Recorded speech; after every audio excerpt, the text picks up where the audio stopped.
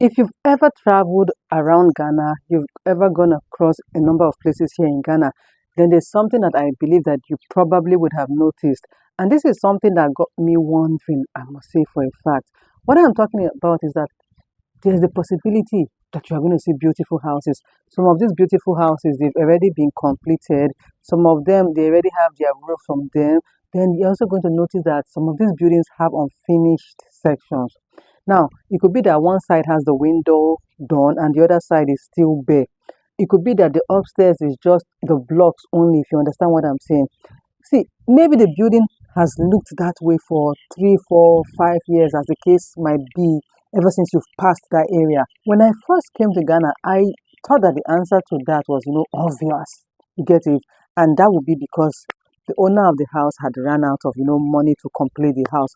But after talking with people for a number of times, I have come to the conclusion that I misunderstood what I was seeing. Those houses were not necessarily abandoned, okay? Many of them were progressing just as the owner had planned from the onset. See, the truth is that in many parts of the world, people believe that a house should be built once and for all, okay? Do it once and for all. Do it immediately you start. What I mean is that you get to buy land, you take a mortgage, you hire a contractor, and within a year, you are moving into your finished building. You get it? But in Ghana, many people have a completely different mindset from all of that. And this is because the house does not have to be finished before your life continues. You understand what I'm saying? So what they do is that they get to build houses in stages. They save money, they build the foundation, they build, whatever it is they can build at the moment, and they pause. They go back to savings again, okay? And when they've gotten some amount of money, they raise the building. If possible, they pause or they do the roof. And that's how they are doing the electrical work, the plumbing, the tiles. And before you know what, little by little, that dream of, having a building becomes a reality. Now, to an outsider, it could be painfully slow, okay?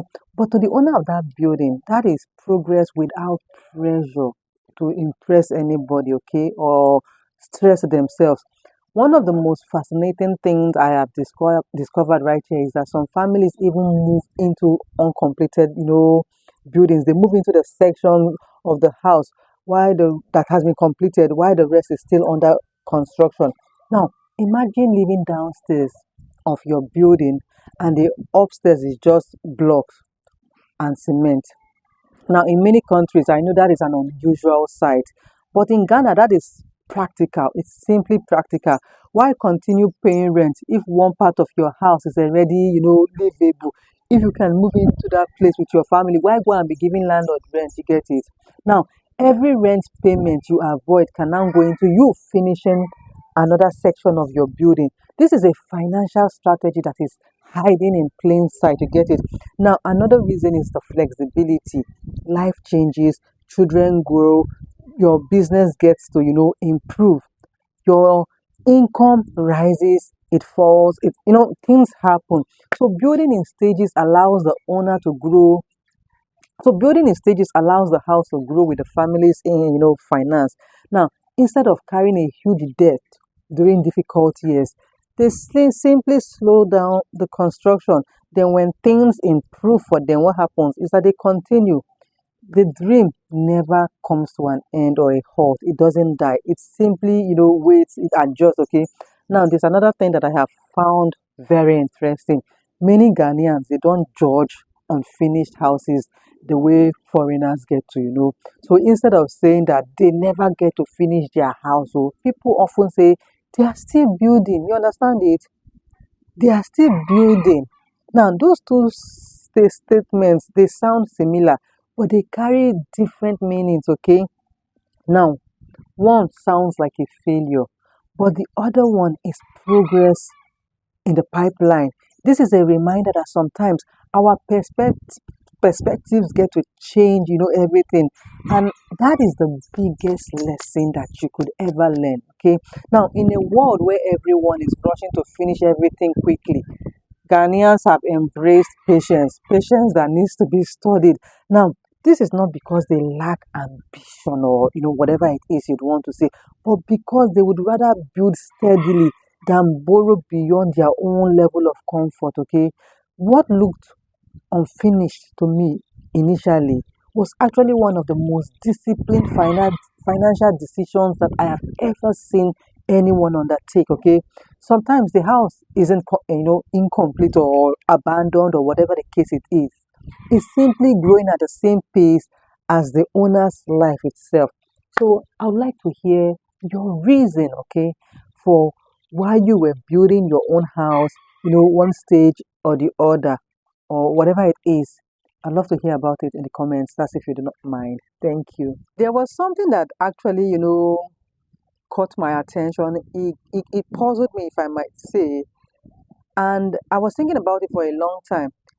I've heard that mortgages do exist here in Ghana, and I am wondering why don't people use them, okay? After all, wouldn't it be easier to move into a finished house immediately instead of spending 10, 15 years, or as the case might be, on that building?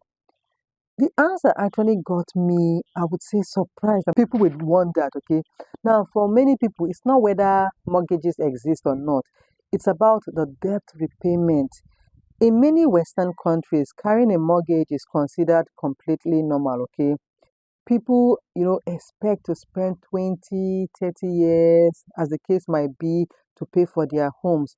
And see, it's almost part of the adult life, you get it?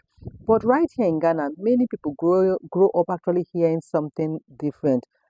Do not owe what you cannot comfortably pay for, okay? Do not allow debts to control you or to consume your future. You have to finish what you can afford today, okay?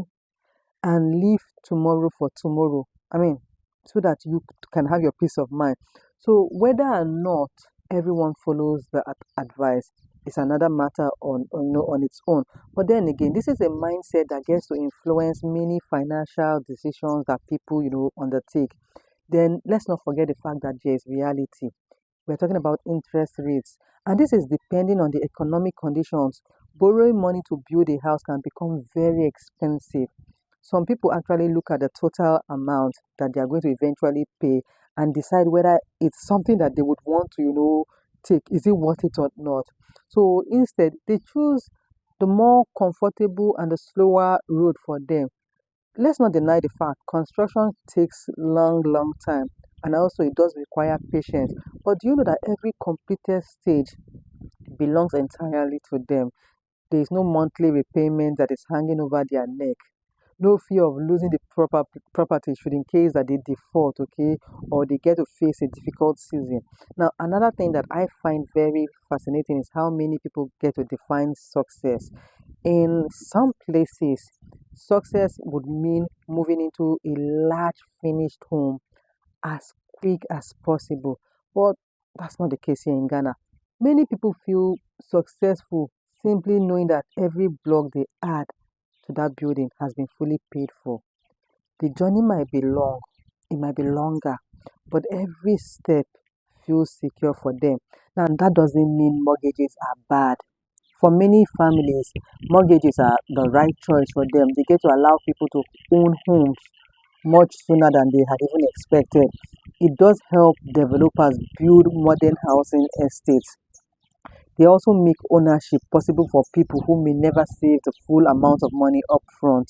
But I would say what is very interesting is the fact that many Ghanaians would rather choose another path. And this is not because they have no options, but because financial peace, it matters just as much as the speed. Now, if you get to live debt free, you get it, it carries an enormous emotional value to you. This is it. See, it's a reminder that there isn't only one correct way to build life, okay? Some people get to build with loans, other people get to build with patience.